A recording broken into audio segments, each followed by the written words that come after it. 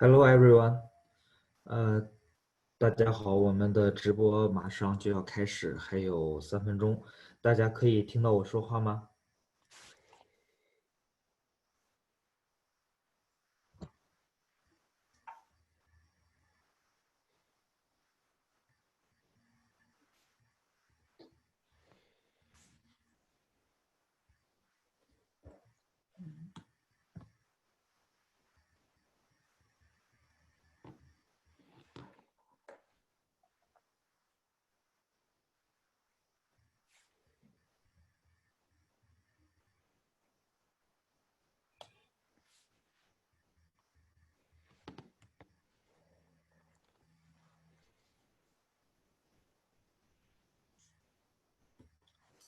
？OK，我们的客服帮我回个一，如果大家能正常听到我的声音，回个一，然后我们马上就开始今天的讲座，我们的报告人都已经准备就绪。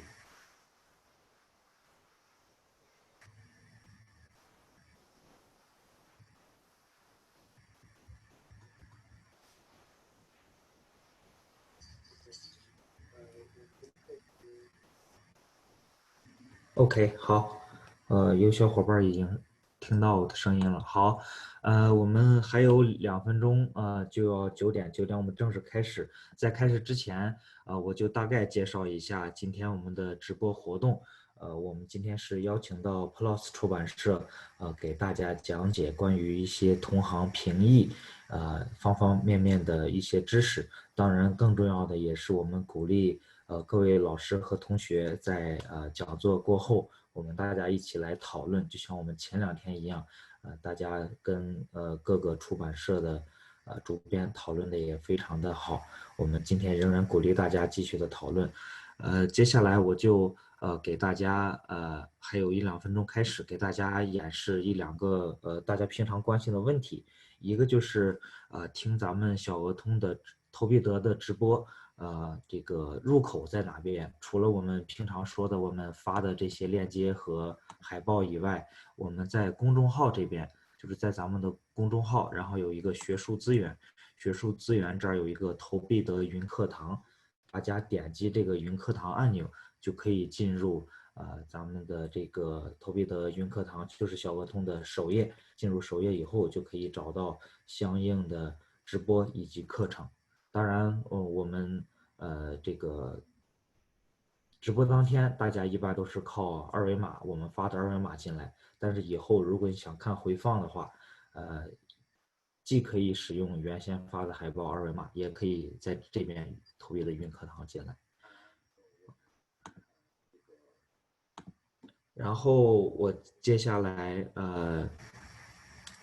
想给大家介绍一个这个平常大家问的问题比较多，就是手机的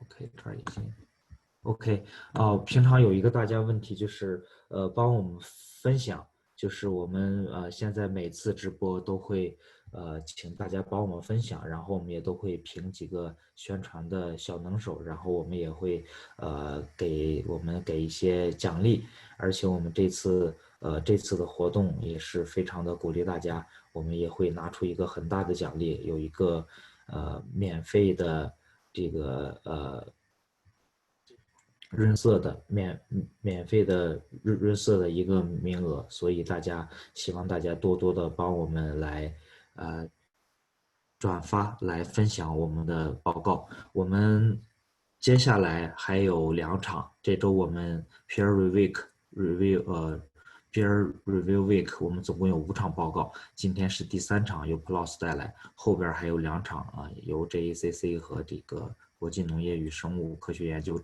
中心，所以我们希望大家继续的来参加我们的讲座。好，现在已经9点01分，我们就来把时间交给我们的另外一个主持人来介绍我们今天的报告人。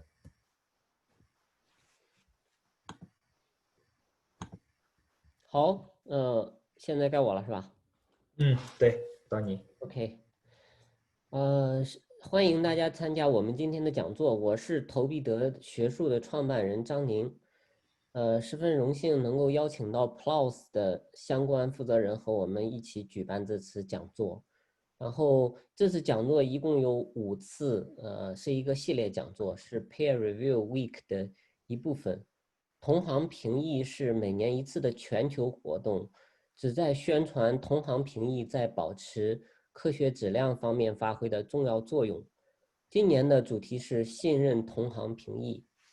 首先，由 PLOS 出版社的编辑副主编Rebecca Kirk 博士和传播与社区关系总监 Mr. Dan Morgan 为我们做报告，然后投币德培训部的负责人 Gary Stack 博士会与我们的讲者进行互动交流，最后大家可以提问题。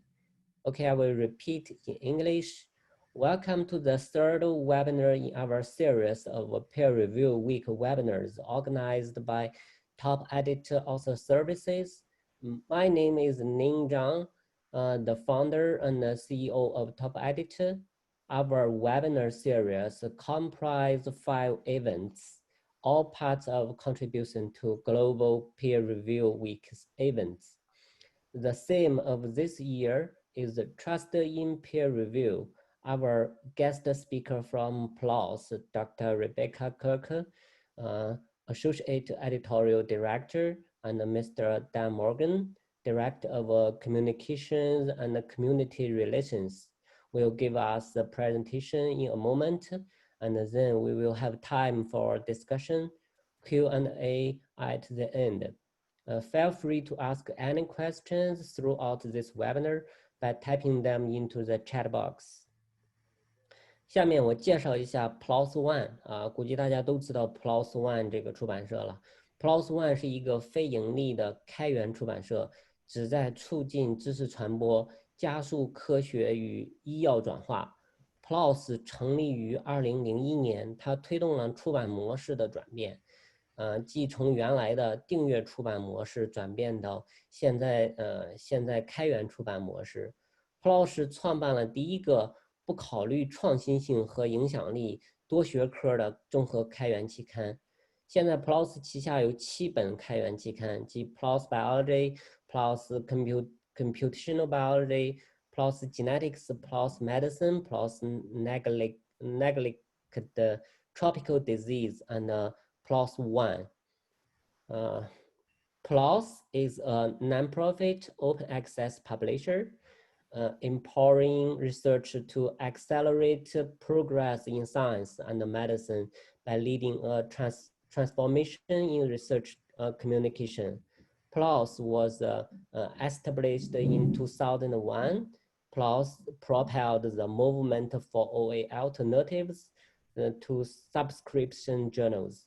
PLOS established the first multiple discipline publishing inclusive of all research, regardless of novelty or impact. And PLOS demonstrated the importance of open data availability. They have 7 journals under PLOS. 今天我们的嘉宾有2位，Dr. Rebecca Kirk and Mr. Dan Morgan. Rebecca Kirk 博士毕业于英国癌症中心，后在奥地利分子病理学研究所从事博士后研究，然后进入出版行业，先后在汤姆森路透社、Nature 出版集团工作，现在是 PLOS 出版社的 Associate Editorial Director。Dan Morgan 毕业于英国牛津大学，后来在 Elsewhere 加州大学出版社工作，现在是 PLOS 传播与社区关系总监。We have 2 speakers today from PLOS. One is Dr. Rebecca Kirk. The other is Mr. Dan Morgan. Dr. Kirk graduated from Cancer Research UK and did her postdoctoral research in the Research Institute of Molecular Pathology, Austria. And then she entered academic publishing industry. She worked for Thomson Reuters Nature Publishing Group. Now her title with the PLOS is Associate Editorial Director, Community Journals. Mr. Dan Morgan graduated from University of Oxford. Then he worked for elsewhere for 12 years, then worked for University of California Press for 5 years. His title with PLOS is Director of Communication and Community Relationships. 今天讲座的题目是 PLOS Toolkit for Peer Review, Increasing Trust, Promoting Transparency, and Getting Credit in Peer Review. Okay, let's welcome Dan and Rebecca. Thank you, Ningxiang. Thank you very much for that introduction, and thank you so much for inviting us both to speak at this event. Let me just prepare my slides here. So yes, we're going to talk through a very kind of broad-ranging presentation, essentially how to peer review, but as you said, focusing on trust, transparency, and credit. So hello, we're broadcasting to you today both from California, where I am, and the United Kingdom, where Dr. Kirk is. You already kindly, Ning, introduced us, so this is just a recap of Dr. Kirk's credentials here, and I'll skip over these quite quickly because I believe you just heard about them, and this is me. So as also you just heard, it's always worth emphasizing at the very beginning that whilst probably PLOS is most famous for publishing the journal PLOS One, one of the largest journals in the world and multidisciplinary, this is a quick reminder that we do publish all 7 of these titles. And just to put them in context, PLOS Biology and PLOS Medicine are the first journals we published. They're almost 18 years old now, and they're very highly selective journals operating in broad disciplines in biology and medicine. And then PLOS One, of course, is our biggest, broadest journal and multidisciplinary, and it operates the peer review process of really just assessing and selecting for rigor and ethical considerations only. And in between those 3 journals are these 4 what we call community journals, which have editors-in-chief based in external academic institutions, you know, essentially mainly, you know, biologically focused, but we call them community journals, and they sit really between, in selectivity terms, between PLOS Medicine and PLOS Biology and PLOS One as kind of relatively selective. So the goals for this peer review session today is to get you to be ready to how to get ready to review, to not overcommit your time, to get the review done, to get asked again, and to get credit for being a peer reviewer. And why we do these kinds of peer review presentations is we hear directly from early career researchers and senior academics also that there are gaps in training in peer review. We're here to support everybody in the scientific process, not just peer reviewers. And we're very passionate about acknowledging the volunteer efforts of people that review. I mean, the reviewing, which is how science moves forward, is based on volunteer efforts. And I think publishers and society at large should always acknowledge that this is the case. So I don't want to presume I know exactly why you are here, but some of the reasons that we hear that people come to these workshops is that they perhaps don't feel completely confident about peer reviewing. They want to learn about more opportunities to practice your reviewing skills. And so, you know, after this, please let us know, you know, either during questions or in feedback, what else we can do to help beyond this kind of workshop, and what you might want from workshops in the future, because we don't just do workshops on peer review, we do all kinds of workshops. So what is peer review? We're in the middle of peer review week, but perhaps we just need to quickly step back and take stock. Peer review process at a glance, and I think most people who have at least understood a little bit about how science works understand this part of it. The traditional peer review process is that authors submit manuscripts to journals. Reviewers are then invited to review by a handling editor or an editor of some kind at a journal. A reviewer submits his or her report, and then editors at the journal make review these revisions and make a accept, revise, or reject decision based on the reviews performed by reviewers. And then that yields the final editorial decision. Now, I say traditional because on my next slide, I'm going to quickly talk through some of the different types of peer review that have emerged over the last few years. Excuse me. So blind reviews. Blindness in reviews can relate to a review process being single blind or double blind. Single blind means that the reviewers know the author's identities, but reviewer names are not known to the authors. And double blind, of course, means that neither reviewers nor authors know the names of one another. Very recently, I'll add that triple blind review has emerged, whereby sometimes the editors are not even known. The editors do not know who the authors are. There's signed review. Reviewers can sign their comments so that they make to the journal. Now, it's important to note that sometimes people think signed review means that the review is out in the open or it's open review, but one can sign a review whether or not it's in a closed or an open environment. Collaborative review. This means this is a process that has emerged recently where reviewers collaborate and submit joint comments, or in some cases actually have a conversation with the authors and editors during the review process. This is sometimes called consensus review and often leads to just one review report being returned to the author where the reviewers have discussed what they would say if they would just produce one report. Portable peer review. Now this has emerged as we all know, articles submitted to journals don't always get in to the first choice and might get resubmitted if they're rejected to a different journal. But of course, sometimes these reviews are actually very useful and could be useful further along in a process. So some journals collaborate together and ensure that a review that a reviewer does for one journal is allowed to be ported to another journal to help the decision making at that journal as well.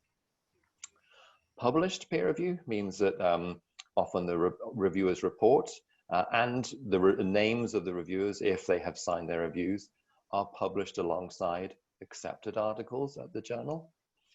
And then post-publication review, this relates to people just reviewing and leaving comments after the manuscript is posted, either on the online journal platform or perhaps as a preprint. Now, obviously preprint is not a formal publication, but you could almost say that it's posting of a preprint. So it really relates to those kinds of online comments. You'll notice that I didn't actually say the words open peer review there. That's because open peer review is usually a combination of the, various of these types. It usually would perhaps be published peer review along with a signed or perhaps even a collaborative element. So that's important to note that when people talk about open peer review, we must be very clear what kind of open peer review we mean, because it can mean various different things right at this point. So I've talked in the abstract with those things. Just to quickly let you know that at PLOS, and this is not the case at all publishers, but at PLOS, once a manuscript is submitted, we offer authors the option to post a preprint right away, which we can do on their behalf. And this is after initial journal checks that this is actually genuine science being submitted to the journal, and there are no ethical problems with it. During the peer review process, we tell all reviewers that there is a chance that the authors select open peer review or published peer review history. So we let all reviewers know that their comments may be made public, which will help inform them whether they want to sign their review or not. So that's a peer review process. Then, depending on how the review process goes, and let's say the journal article is accepted, there would be final journal checks and production performed on the article. And so at this point, the author decides whether or not they want to publish the peer review history. And then the article is eventually published. And if the authors have selected published peer review history, then the review history would also be published at this point. So, as you've heard, peer review focuses on reviewers, but really all 5 of these community groups are involved in peer review. authors, editors, publishers, readers, and funders. So whilst we don't really have, in an in-person workshop, I would take this kind of point to have a, group discussions. So instead of having those throughout the presentation and the workshop, I'll pause for these kinds of points where I invite you to consider, perhaps after this workshop, certain thought points that we raise as we go through. So consider how reviewers benefit from participating in peer review. We tend to think of peer review as a volunteer, perhaps labor or burden, or something that is just something that you have to do. But I'd like you to all, after this workshop, consider how peer reviewers actually benefit as scientists from participating in the peer review process. So at this point, I think I move over to Bex. Yes, I'm going to discuss with you the role of the reviewer themselves. And to start with, I think it's important to look at the elements of this process that are out of your control or within your control, particularly as a new reviewer. So what is out of your control? Who, for, when, and what you get asked to review. So essentially the invitation process is in the hands of the editors and not within yours. But there are elements of this that are within your control. The first is time management, making sure that if you are involved in peer review, you have time to do this properly. The behavior and tone that you take when conducting a peer review yourself. Recognition of bias in accepting or not accepting to take part in a review and during the review process. Doing your homework, reading around your subject area, or attending events like this to learn more about review more generally. And networking, ensuring that editors know that you're available and interested in doing this kind of activity. So in terms of the actual peer review process itself, we've broken this down into 5 parts. We've called this the 5 R's with the acknowledgement that writing is a W. And this is separated into the actual review process itself, and then looking at the elements separately that are more focused on professional development and career. So in terms of the review work, we have the first step, which is responding to an invitation. So, fantastic, you've received an invite from your editor. Now what? Should you say yes? So this is, I think, an element where we could generally think there are 3 points. Do you have the right expertise? Do you have the time? And can you be objective? So I think looking at those questions, and as Dan mentioned, sort of generally considering these thoughts yourselves, what if the topic is super fascinating, but you know nothing about it? You're overextended, you've got really a lot on, you're friends with the author themselves. So this essentially brings us nicely to the idea of competing interests. And what we need to think about here is, what is a competing interest? So PLOS defines a competing interest as anything that interferes with or could reasonably be perceived as interfering with, which is different, the full and objective presentation, peer review, editorial decision-making, or publication of research or non-research articles submitted to PLOS. These competing interests can be financial or non-financial, professional or personal. Competing interests can arise in relationship to an organisation or another person. So this is quite a broad set of things that need to be considered. So how do you check for these competing interests?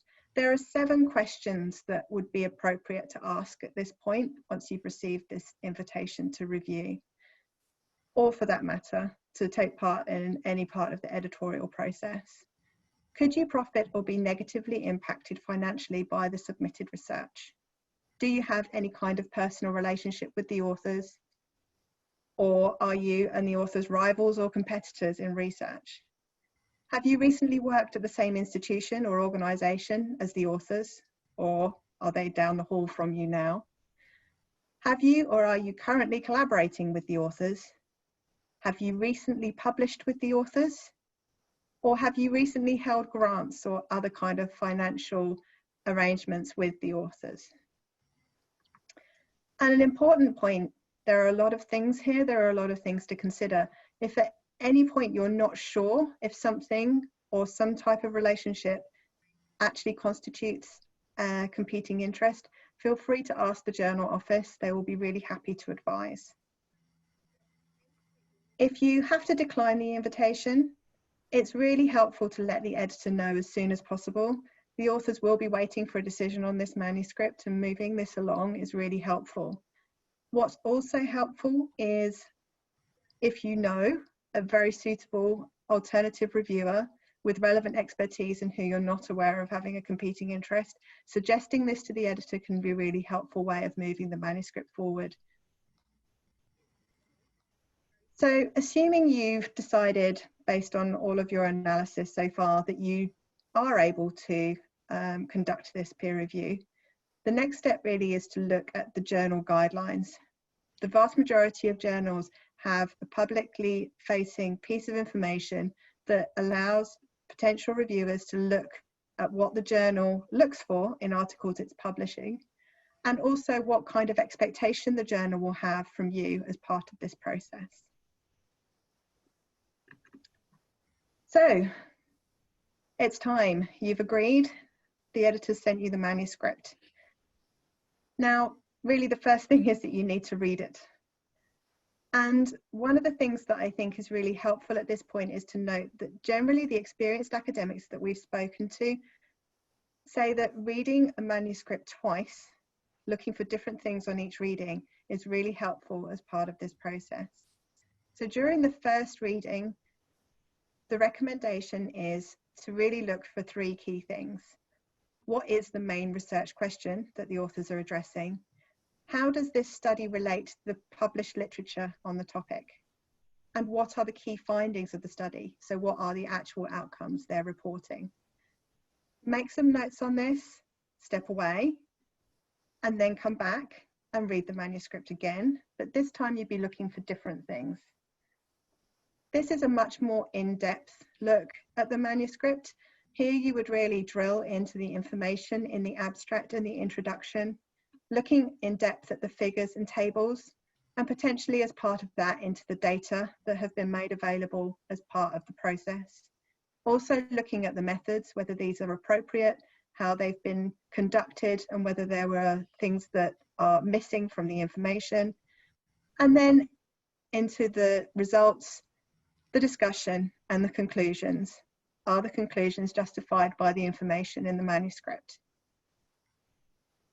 Once you've completed all this information and assessment, now separately it can be time to sit down and write the reviewer report. And at this point I'd really like you to consider what makes good feedback. So when you've received feedback of any particular written work or presentation that you've done, what has made feedback useful for you? What did the individual write and how did they write it? And I think that this is partly guided by individual journals.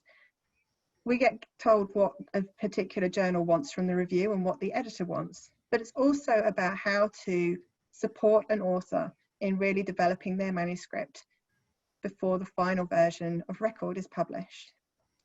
So when you're writing your report, it's really important to use examples and evidence to back up your statements, whether those be from the manuscript itself or whether they be from other instances in the published literature. It's also really helpful for an author receiving criticism to talk about what you liked about this manuscript too. You will have likely been invited to review this manuscript because you have an interest in the subject area, and hopefully there will be something about this manuscript that you found either interesting or inspiring. What you shouldn't do, however, is talk about yourself or your research. This is not about you, this is about the manuscript and the research in question. And also don't focus on small things like typos. There will be a copy editing process. That's not something that you're there to do. And also keep the recommendations in line with the scope of the study in front of you. Don't overreach this discussion. So what are you, once you've worked out what you're going to write, it's important to think about how to write it. This message is going to be best received by authors and editors alike if you're professional and respectful in your tone. It's also important to be clear and concise. The author needs to know what it is that you're meaning. Structuring your points so they're easy to follow will help this. Giving page numbers, line numbers, figure references, and so on can really help an author provide really constructive responses to your points. And write about the manuscript, not the authors. This is not a personal criticism. This is about providing feedback on the manuscript and on the research that has been conducted. And we've all been on the receiving end of these peer review reports, and we know what they feel like. Try to remember as you're writing them how that's going to feel when it's received, and keep the author's perspective in mind. So generally speaking, it's helpful to consider a reviewer report in outline. So at the beginning of your report, much like a newspaper article, the most important information needs to lead. In this instance, it would be a summary of the research and your overall impression of it. Further down and into the detail comes the evidence and examples. This is separated into major and minor issues or questions that you have about the work that's been done. And then finally, at the end, any other points that you might have that don't really fit into either of these two criteria. So evidence and examples can, generally speaking, be separated into major and minor. Major issues are those things that, in your opinion as a reviewer, must be addressed for the manuscript to proceed further.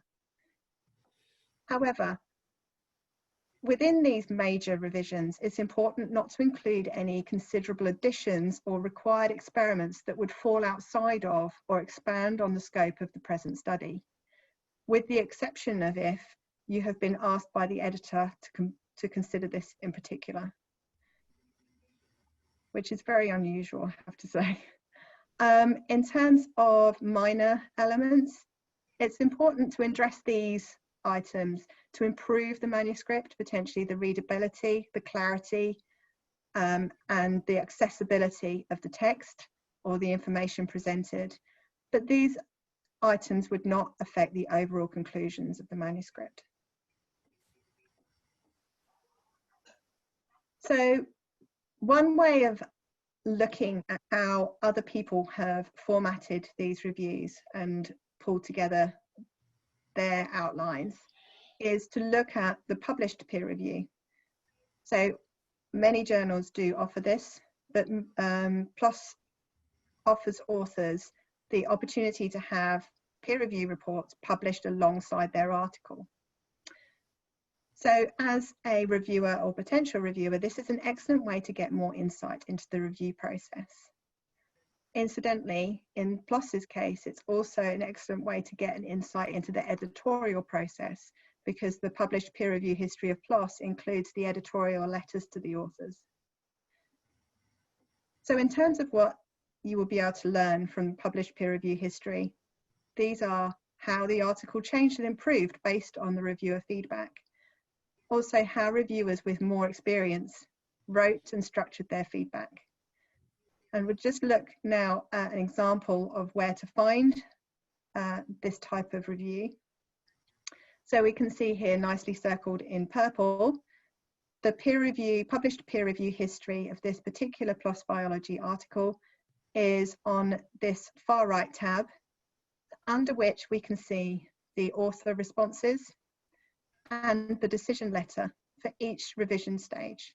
So this enables you to see not only what the reviewers requested, but also what the editor then requested from the authors and how the authors responded to that criticism or comment or feedback.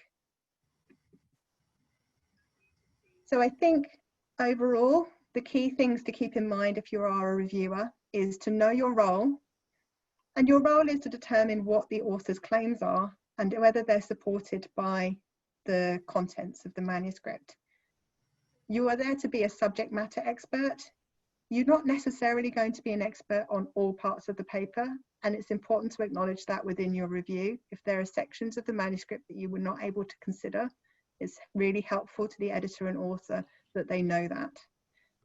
Also, you don't need to be a copy editor. If you notice that there are language issues, just let the authors know. Remember, your goals are to provide an expert opinion to the journal and to help the authors improve. You're aiming to give the kind of feedback you would like to receive if you were the author, and that will help improve the manuscript. It's important to respect time, the editor's time, the author's time, your own time. Be as timely as possible, and if there are delays, let people know. And be aware of any potential biases. As you read a manuscript, something may come to your notice that you weren't aware of in the first instance.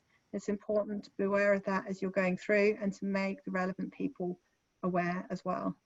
And finally, be confident. You've been invited to do this because you're an expert and because people value your opinion. And this is really a hugely important role, and we all really appreciate the work that our reviewers do on these manuscripts. So be confident in that ability.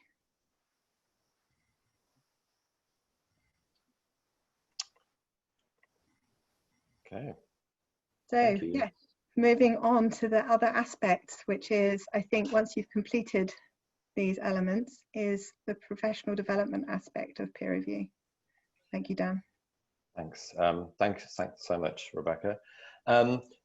As I said at the very beginning, and as you've just heard from Rebecca, I mean, learning to be a good reviewer and networking yourself into a scientific community to be chosen to review, I mean, these are all really, really good moments to develop professionally as a scientist. So we're just going to kind of close the last section of this presentation talking about this particular topic. So your early career researchers, your working scientists, you know, it's all about getting ready and getting recognized as actual or potential peer reviewers. We've just developed some guidelines about how you can prepare to become a reviewer. Obviously, as any scientist in the world, you have to be getting your research out into the open. But that really is, you know, the first step in getting recognized as a reviewer, because as Rebecca said, you're a reviewer because you're a subject matter expert. And people don't know that you're a subject matter expert if your subject matter is not out there. So really kind of getting invited as a reviewer comes after becoming a published author or a published collaborator on articles. We do encourage, I mean, this happens, you know, a lot in some contexts and less in others, but we encourage you to work with a mentor or a senior person in your field on reviews and learning how to become reviews. But as we've already said, this is helped these days by lots of reviews getting published. And like I said, if you just scan topic areas that you're familiar with in PLOS journals, you'll probably find some published peer reviews that will help you get better at peer reviewing. Obviously, keeping up to date with research in your field is part and parcel of being a scientist, but extra important when you're being a reviewer, because you don't want to kind of not know about some new initiative if you're suddenly having to review a paper based on that. We do recommend starting or joining a journal club. Now, a journal club, if you're not familiar with that term, is usually organized in your academic institution or department where you and your colleagues, you know, will actually read a journal article together as a group and discuss it, and you know, really kind of discuss within your group what you would say if you were reviewers of that article. Now, what I've heard some people doing, some journal clubs have actually then been, you know, instead of this just being an internal exercise within their institution, they've actually decided to post the comments or kind of write up their discussion, as it were. And if the article that they've been discussing has been available as a preprint on a preprint server, they've actually been adding their comments as a post-publication review on that preprint. So I'm really pleased that people are not just discussing this internally, but actually deciding to push this work, this very valuable and fun work out there into the world. Make sure your profiles are up to date and your email address is easy to find. I think these days we've all got probably multiple profiles. You know, sometimes we've got an institutional web page, we've got a personal web page, we've got a departmental or perhaps a project page. So what I would definitely recommend is, even if you have multiple, kind of decide which one you think is your primary profile and ensure that one is kept up to date and that all the relevant information that an editor would need to know about you before inviting you to review a paper is available there. There are ways to make them auto update. Let's say if you use your ORCID website or profile, you know, some of these profile websites automatically update as you publish papers, and in fact now as you do peer reviews. And so I especially recommend those, getting set up with those.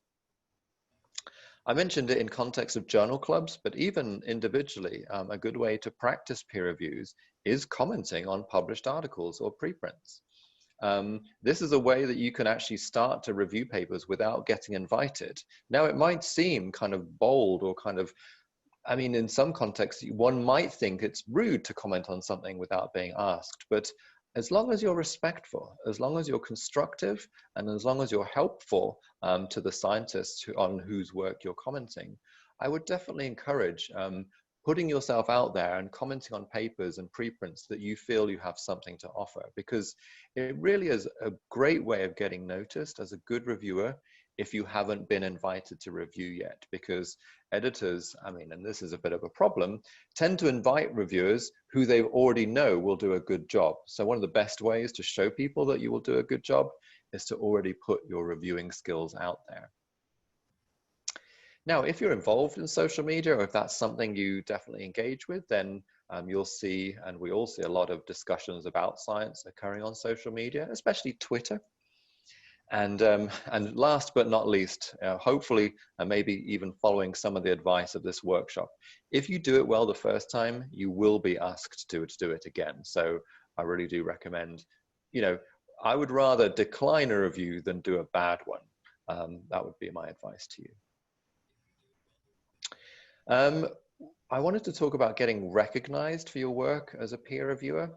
As I've said, I think we all appreciate, and this includes the public and society at large, everyone appreciates the volunteer work of peer reviewers. But, you know, in the abstract, it's not easy to necessarily in the past be directly recognized for doing this work. But the good news is that there's lots of emerging kind of organizations and applications whose focus is absolutely helping reviewers get recognized for the work that they do. I've listed a few here. We work with, PLOS works with all of these groups, but Publons and ORCID are two of the very first kind of organizations to make it very easy to, you know, once you've done a peer review at a journal, they essentially record that and verify that with the journal, and you're able to, even if the review that you did isn't published, the fact that you did a review is kind of formally recorded in the editorial system, and you can put that on your profile as a peer reviewer. So it's really a really good way of building up kind of and showcasing the amount of reviewing that you would do.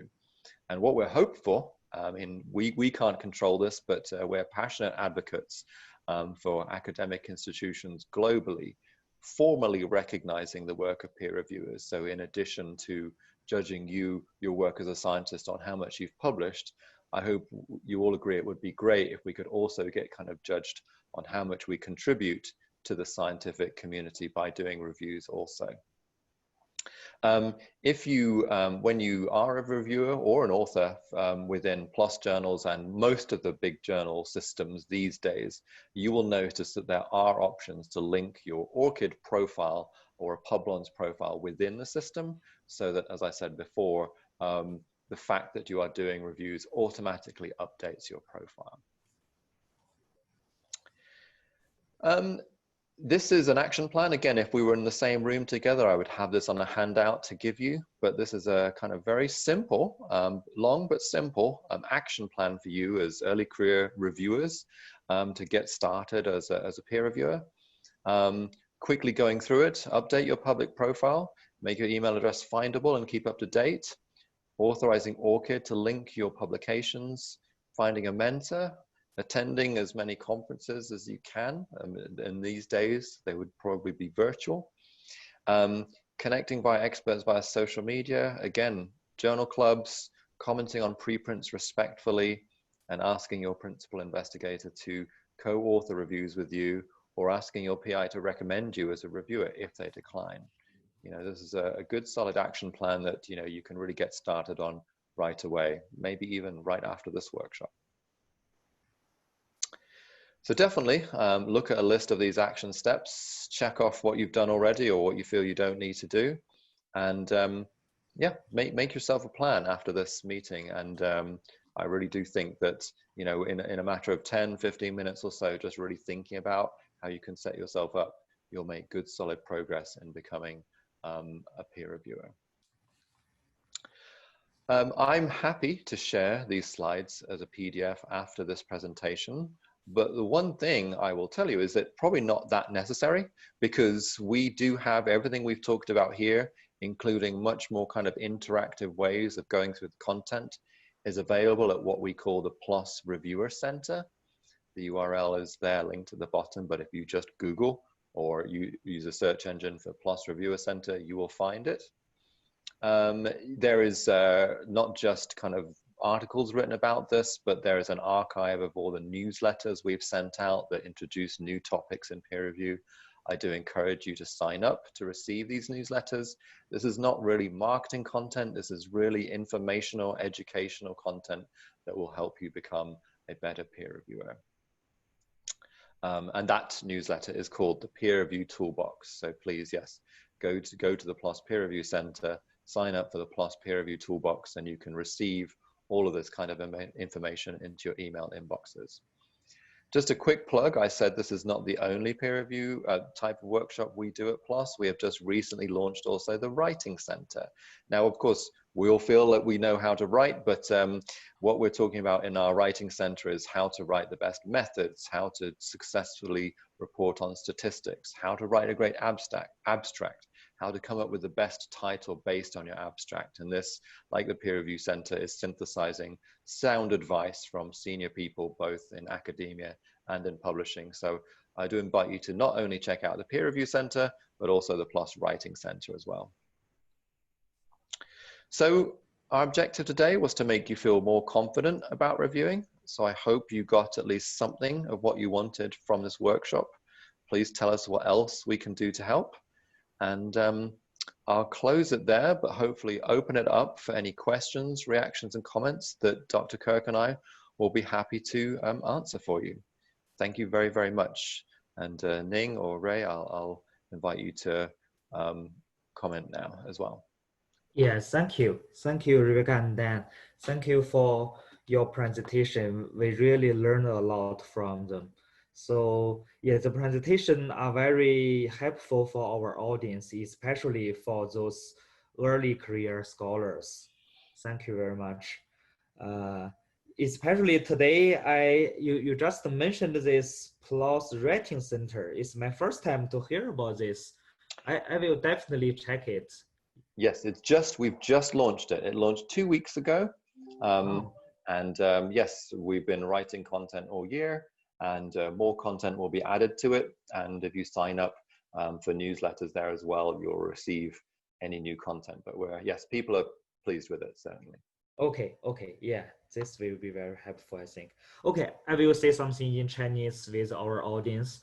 Okay, 小伙伴们，大家好，我们现在是我们PLOS 的2位讲员，他们的讲座就到这里。我们大概用了45分钟，时间把握的也非常好。然后我们接下来就是讨论的时间。当然我们也是鼓励大家在这个讨论区，不管是用英语还是用汉语，大家都可以尽情的来发问。我们现在看到已经有几个问题了，大家可以再继续的发问。然后我们接下来把时间先交给我们的另外一位主持人 Caris， 因为我们这次直播其实在还用着另外一个系统 Webinar Jam， 我们也有很多从国际来的同行，所以我们这次就是把先把这个时间交给 Gareth， 然后我们先听一下从那边来的讨论，然后咱们国内的小伙伴我们准备一下，待会儿也可以大家积极的发问。Hello Gareth, now it's your turn to you can ask some questions from Webinar Jam.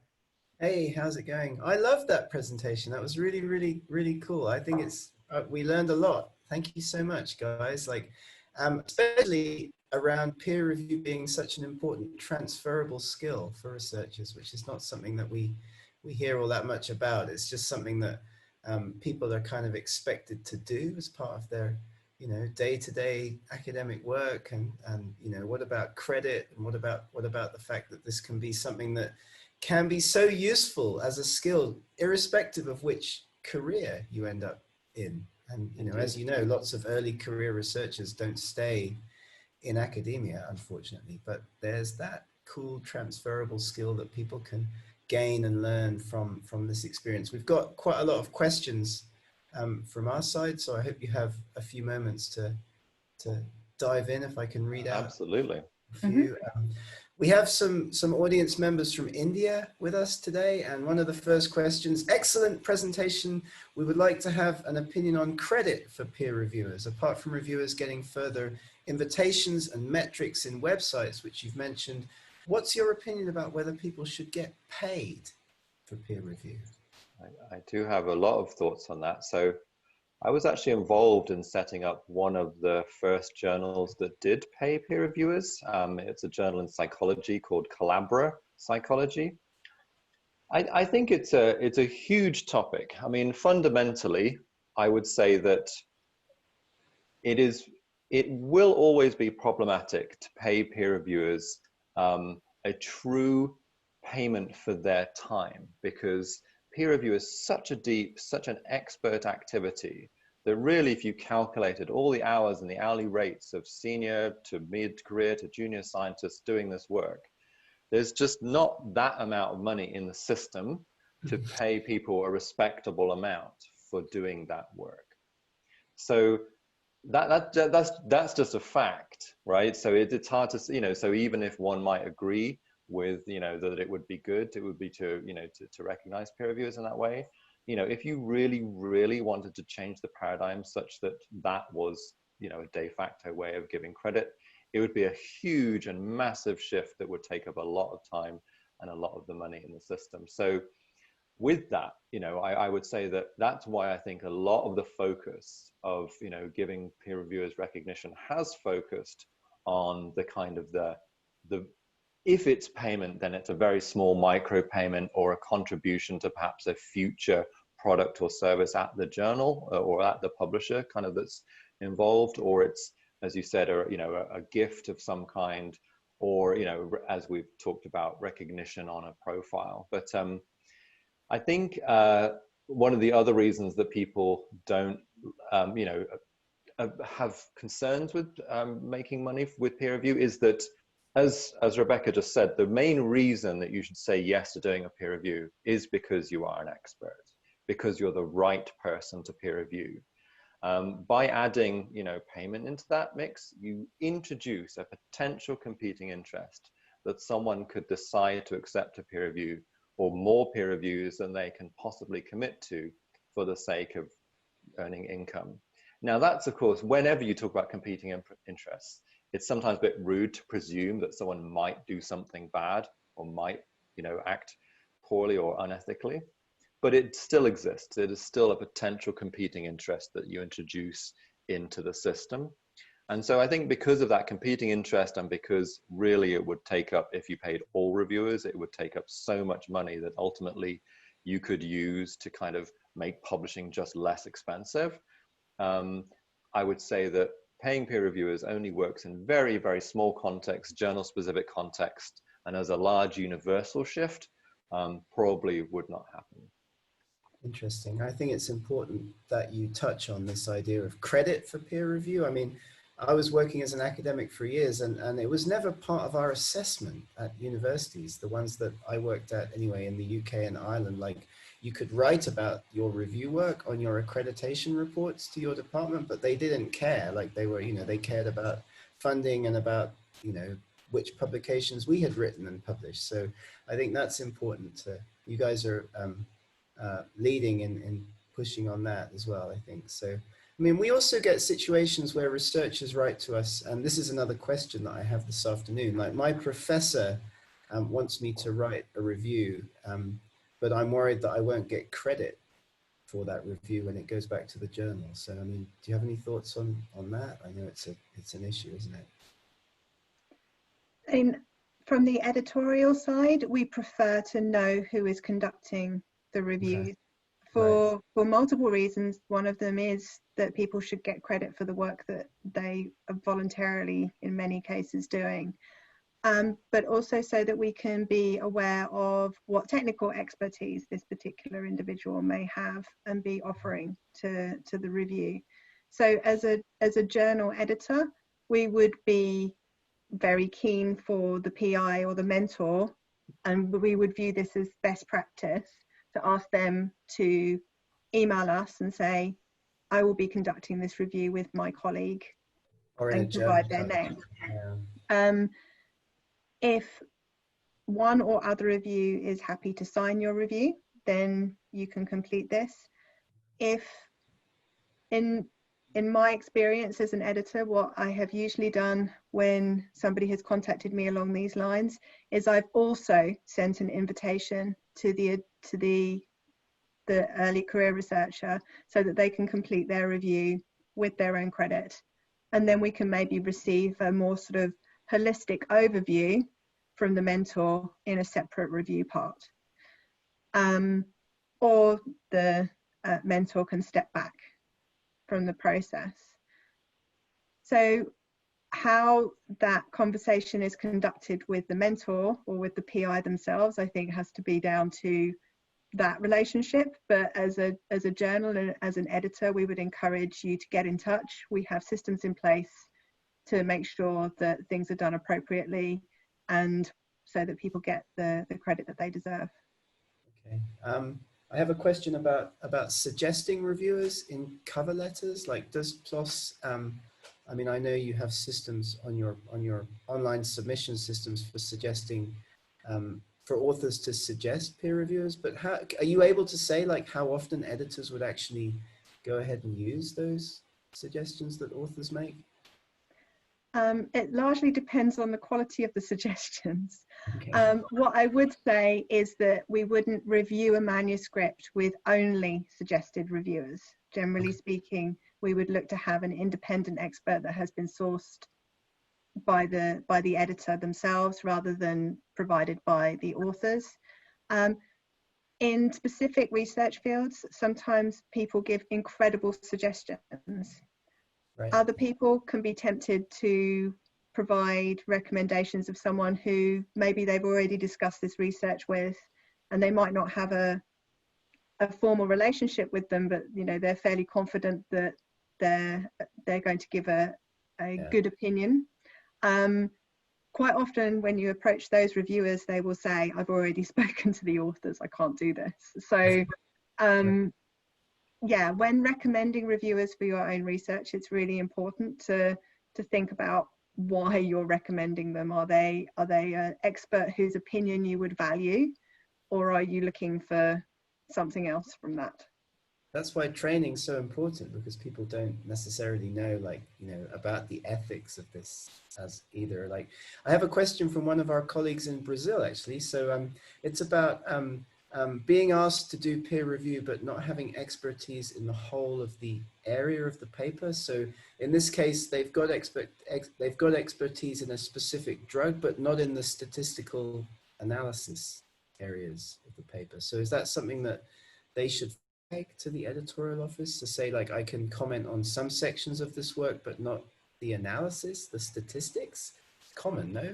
That reviewers may not be up to speed with the mathematics. Absolutely. I mean, when you have multidisciplinary, interdisciplinary manuscripts to assess as an editor, you frequently need to invite different people to assess different elements of the manuscript. Ideally, the editor will let you know when they send the invitation that, you know, I'm actually only interested in your assessment of the drug interactions, as you say, rather than the, you know, the broader statistics. I have a statistics editor or a reviewer to look after that. If they haven't explicitly asked you to review a particular part of the manuscript, you can either go ahead and complete the review, but outline within the review comments, preferably to the authors, but at a minimum to the editor, that you've only looked at this aspect of the manuscript, and the fact that you've not commented on the other parts is not you saying that you think everything is fine, but this is you saying that this is, you know, outside of my area. Okay. If you don't feel comfortable doing that, the option is always there to contact the General Office. We're always really happy to help guide. Okay. That's good. I think that's something we'd like to emphasize too, is that, you know, authors often are afraid or nervous to get in touch with editors. Common question, not asked today, but it's a very common question in our training and workshops. How long should I wait for peer reviews to come back before asking the journal? I mean, we've had people say, I've been waiting 2 years for my comments to come back. Like, you know, what should authors do in those situations? Not be afraid to write to their editors, right? I would say, but. Yeah, absolutely. I mean, if you have a particular deadline that you're working to, it can be really helpful to let the editorial office know that. Obviously, they can't promise anything because, you know, we're working in a collaborative environment and there are other people involved, but you can definitely try to make sure that a decision can be provided by a reasonable time frame, because also most reviewers are very understanding. If you contact a reviewer and say, please, would you complete this slightly faster because this person has a grant that they need to submit and they need to know one way or the other, people are very understanding.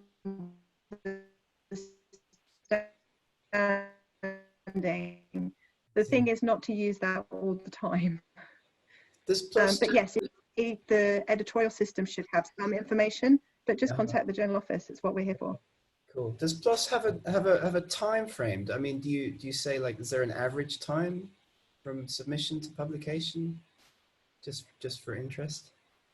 Each journal is different. There are multiple reasons for that. Some of them are community and some of them are workflow based. We have journals that are academic or academic editor led, so editors with some sort of academic affiliation external to PLOS, and we have staff editor led journals, and PLOS One operates with both. So there are different timeframes for each of those, and we also have quite a different workflow operating on PLOS Medicine and PLOS Biology, where we have a much lighter first submission requirement in terms of the information provided, and the editors will then get back to you and say, we're further interested, please provide us with your full manuscript. That decision can come within 1 or 2 days, whereas a first decision on an academic-led manuscript where they wish to consult with other working scientists before making that first decision can take a bit longer. So it's very variable. Cool. Well, thank you. I'm going to pass back to Ning. I know he has some questions also from the Chinese side. Hi, Dan, Rebecca. Yeah, it's a very great talk. Yeah, I like it very much. So it's very helpful for us. Okay, I have 2 questions from, yeah, actually that's my question. So if the reviewer didn't return the comments in time, so will you use them again? Or next question is, so will you evaluate the quality of the reviewer? I mean, I've certainly worked in systems, editorial systems, where you can kind of rate the reviewer database, people in there. I mean, so that functionality does exist. The problem is that can you get all the editors in the system to use it in the same way? So, you know, I think it's easier on smaller journals for sure, where the editors can keep in contact with one another and use the same rating system. But just with any kind of rating system for something that involves both objective measures like how quickly they did it and subjective measures like how good was the peer review, if the score is out of 5 and you return your review within 5 days, but it's kind of short, how does that score against someone that took 20 days but their review was excellent? Are they both 4 out of 5? Are they both 5? So it is tough. But yes, I do think that it's great when kind of editors and communities of editors can agree on a rating system, and you can make that work. But in a PLOS context, I mean, can Rebecca comment on that? I'm not sure. We don't have, I believe the functionality exists within our system. We don't have it on. When looking to invite a new reviewer, you can see if they've been invited multiple times and have not returned reports. And I think that's one of the key things. If you promise to do something and don't deliver at all, that's a kind of a key element in terms of quality. But editors handle manuscripts within their area of expertise, and they will repeatedly get manuscripts within a particular area of expertise, and they start to get networks of reviewers, for better or worse. I think that there are some issues around equity in peer review, and people going back to high performing reviewers can be a challenge there, because it makes it more difficult for newer researchers to enter that network. But at the same time, if you perform a good review, an editor will remember you and potentially invite you the next time something comes up. But that does rely on, editor recall rather than on the system. That's why we definitely urge people to put themselves out there.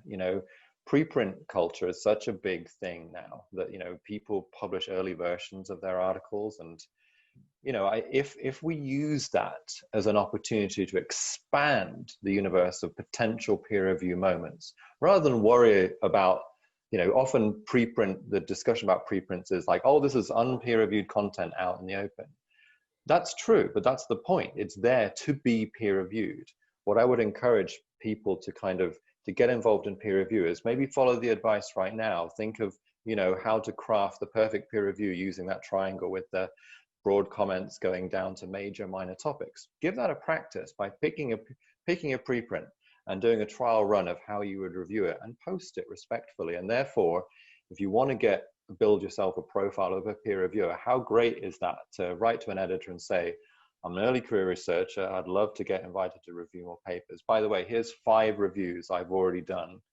Check them out and let me know if you think they're any good. And I can tell you an editor would be delighted in the first instance, but I'm just hopeful that we can use the more open availability of more moments of research building up to a published research article to kind of increase the amount of peer review that actually takes place. Yeah, generally it's not easy to evaluate the peer reviewer. Okay, my next question is compared with 20 years ago, more and more people are from China. So did you? But I suppose so. The percentage of a reviewer is still lower. So can you, from my side, can you maybe you can give us more webinars on how to do peer review for Chinese researchers, scientists?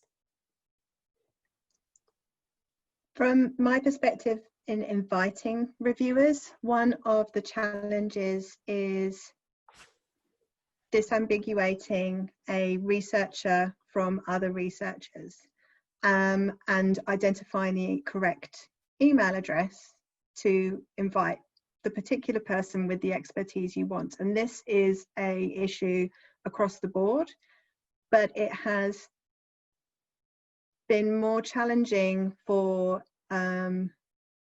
me. I will just speak for myself, because I can't read Chinese, and many of the institutional research web pages are presented in Chinese with a reduced English version, a translated version.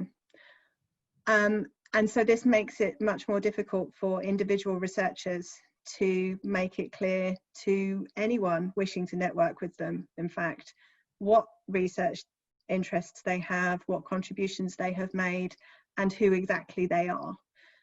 So I think one key thing that I would encourage everybody to do wherever they are is to get themselves an ORCID identifier and keep it updated, because that information is all there. You can put your research interests, you can put where you've worked, you can include as much or as little information publicly as you wish. And these identifiers are connected to your profile within the manuscript systems that we use. So it's going to be much easier for me as an editor to identify any given reviewer based on their expertise and their interests, if that information is available and up to date. And as Dan mentioned, obviously there are other areas that can be updated. But I really think that that is one of the key ways that the people in China and elsewhere can help us to identify and match them in the best way to the research that they will be most interested and useful in commenting on. Okay, thank you. I will translate a little bit. So,刚才 Rebecca 的意思是，如果你想让更多的人看到你，最好能在那个 ORCID 注册你的账号，并且填上你的一些研究方向啊之类的。这样的话，出版社就有可能会找到你。这个也是我们的下一步的计划。我们未来会邀请 ORCID 的负责人来我们投币得做一个讲座。OK，thank you。好，接下来我来总结一下我们在中国客户端这边的我们的问题，然后来问一下。首先在问问题之前，我大概总结了几点，我觉得对于咱们中国科研人员比较重要的几个点，刚才讨论到的，我用中文来总结一下。就是刚才我们最开始 Gareth 和我们的主编在讨论的时候说到这个 review 它的这个报酬的问题。刚才我们的主编也说了，用金钱的方式应该不大可能出现，在以后不会，最起码不会大规模的出现。但是我们也不太了解咱们国内是怎样来评价。如果你做过 reviewer， 国内会有什么相应的奖励吗？或者说在评职称，在评比的时候有什么奖励什么的？大家可以在留言区留言。我们也了解一下，就是国内在这方面是不是有一些鼓励，这是一点。然后第二点就是跟咱们投稿的相关的一个问题，就是刚才我们也是Gareth问到，会不会就是用咱们自己，因为现在很多期刊你在提交稿件的时候都会有这个让你建议几个reviewer。刚才我们的主编也是说，这个主要还是看大家建议的质量，他们会考虑，但是如果他们因为自己也需要做一些调查嘛，如果大家推荐的质量不好的话，他们也都是要重新在他们自己那个数据库里边要找。当然进这个库，你推荐的那个要首先进这个库，我觉得是比较重要的。昨天我们CSP 他也谈到了这一点，主要是要在他们那个库里边才好。当然你要怎样才能进那个库呢？就是像刚才我们的张总来跟他讨论的，就是要保持大家在一些英语世界的这些网站和这个数据库，要把你的信息更新上去。因为刚才我们的主编也是提到，因为国内很多老师的主页官网还都是汉语的，所以他们哪怕是你推荐了一个中文的老师，就是咱们国内的老师做 reviewer， 他们如果去在 Google 上一搜出来的是国内中文的页面，他们还是没法判断这位老师到底是不是合适，所以也是说我们就可以请有做这个 reviewer 这个的老师，有这个想法的老师，可以在英文的世界可以把你的资料更新上去。好，我们来问几个问题。Hello, Rebecca and Dan. Maybe now I want to ask some questions. Stands for the submission part, not about the peer review. We have some early scholars. They want to ask some questions like this. For example, the first one. Can I change the order of co-authors in my work during the major revision process?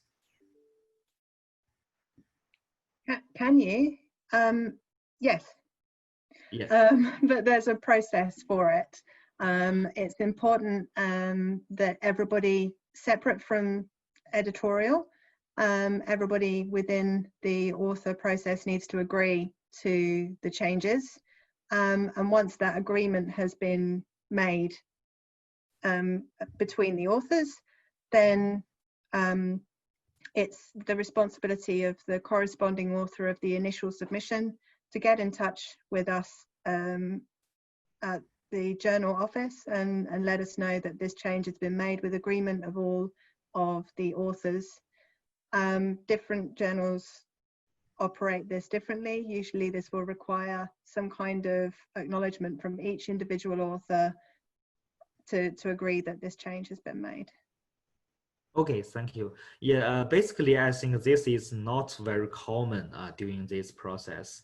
Yeah, I will let them know. OK， 这个问题就是我们刚才也说了，是你改肯定是可以改的，但是这个过程就是要有一个 process， 要有一个过程，就是主编以及所有的作者都要同意。而且我也跟国内的小伙伴也有问过我这个问题，他们还要经历要签各种的书，所有的作者还要签字，也挺麻烦的。所以还是鼓励大家在这个方面，就是在最开始提交稿件的时候就把它能够充分的定好，否则的话也是不太好。我们在国外，我们基本上我个人从来没经历过这种事情。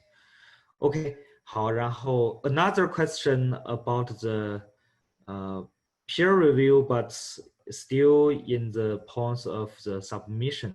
So when we respond to the reviewers, how we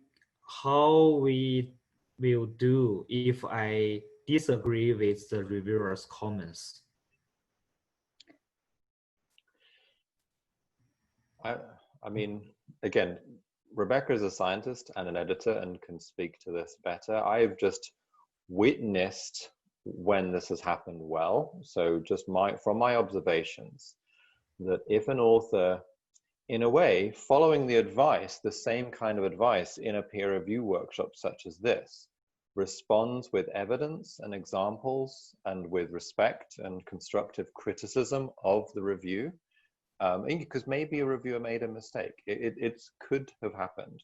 So I think it is important to use the same values and behaviors as we talk about in doing a review in this kind of workshop in a response. You know, don't just get angry and say, what does this reviewer know? But just enter into a respectful dialogue. And, you know, it is the role of the editor to kind of look at both sides and understand like what the situation is. So this needs a strong editor to kind of arbitrate over it. But I think done respectfully with evidence and examples, I have observed this work well, and you know, reviewers have noticed that they've made a mistake. But Rebecca, I mean, I think this happens in almost every review process, that there is at least one point on the list that can't be answered or was a misunderstanding on one side or the other. One thing I would encourage the authors to do before they respond to the reviewer is, if they think the reviewer has completely misunderstood something, to just remember that that reviewer was an expert and has been invited for a reason. And if they've misunderstood something, it could have just been they were having a bad day. but it could also be that that section of your manuscript is not quite as clear in saying what you mean as you think it is. So before you respond to the point by saying, I can't address this with this evidence, try to take that, what will feel like criticism, constructively, look at your manuscript, see if there's anything that can be improved there as part of the scientific discourse, and then respond to the reviewer having done that part of the process. There's the sort of the discussion between an author and a reviewer mediated by an editor is a scientific discussion, and things can be pointed out as being incorrect or unclear in both directions. And as Dan mentions, if that is conducted in a respectful, professional manner, with the aim, the ultimate aim here is to have a ultimately final version manuscript that is published that really reflects well on everyone involved. Okay, thank you. Yeah, this is a problem, especially for many Chinese authors. Maybe because of the language, they don't know how to scientifically communicate with editors or the reviewers. Yeah, for these points, we need to improve. So这个问题就是大家就是从我对咱们国内科研朋友的了解来说，其实就是碰到跟 reviewer 的意见不一致的时候，首先其实我鼓励大家的就是还是要多交流，要跟 editor 和 reviewer 多交流。只不过就是刚才我们的两位讲员也说了，就是大家要注意那个方式。我们哪怕是你觉得 reviewer 说的肯定是错的，就从你的角度，你觉得他们说的肯定是错的，但你的方式是再用更大白话一点，就是再更详细一点给他们解释，而不是说告诉你错了。你是要相当于就是说我的意思是，你就再写一遍，写得更清楚一些，然后你再用这样的方式，他们也就知道你是在解释那个问题了。好，probably the last question is about the peer review.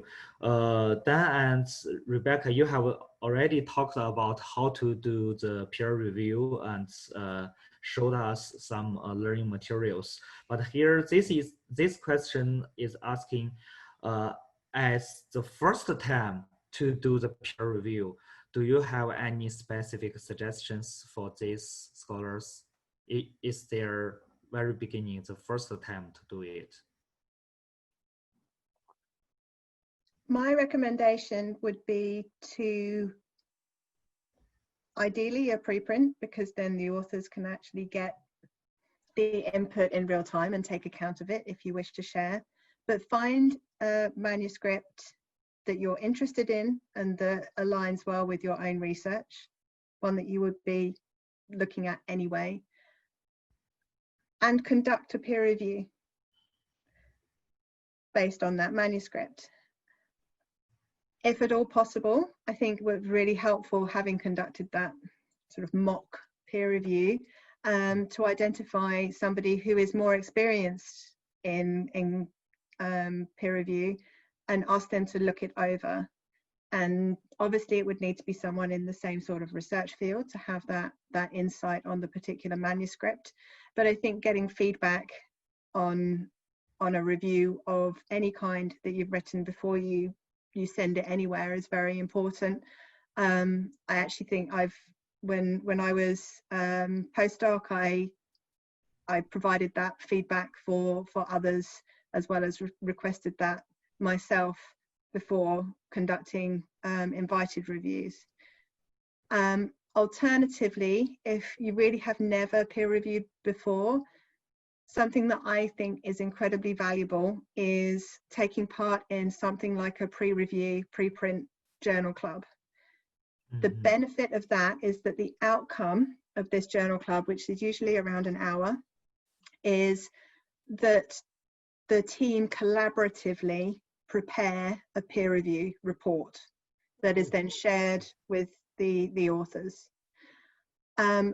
this collaborative process, and the ones that I've been in have involved people from all around the world and almost all time zones. It was very impressive.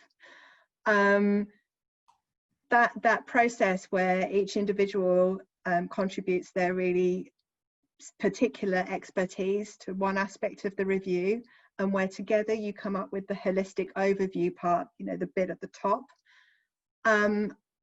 I found that incredibly helpful, and I think as a first stage to conduct a first peer review done with a mentor, with a structure, and on a manuscript that's still under consideration and where the authors will be welcoming your comments, I think is a really great first step. Thank you. Yeah, for this journal club, it's my first time to hear about this too. So yeah, this will be very helpful. Okay, so next I will answer some question by Chinese to our audience. 这儿有一个就是大家问的一个问题，关于 PLOS Medicine。我想我们的讲员他们都不是这个领域的。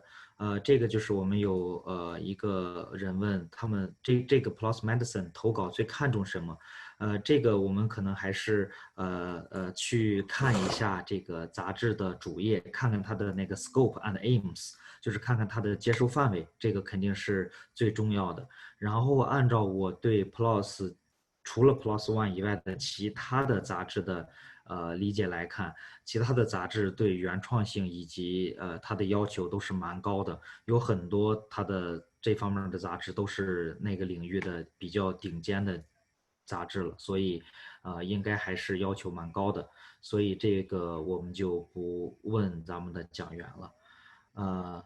Okay, I think that's all for today. We have already spent almost 1.5 hours. Thank you, Rebecca and Dan. Thank you very much for having us. It's been really interesting. Thank you.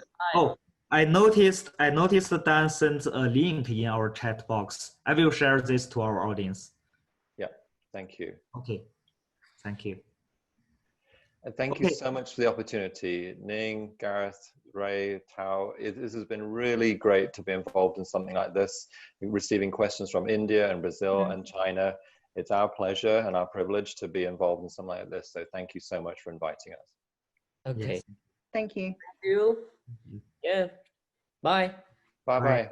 Bye. 好，我们小鹅通的这个朋友们，如果还有在线的话，我们这个今天的报告就到这边。咱们明天和后天还有2场比较重量级的报告，大家可以继续的来关注我们的这个报告。大家也希望大家可以来分享我们的报告给你身边的同事。这样的话，我们让更多的人可以听见咱们的报告。好，那今天我们就到这边，我们明天见。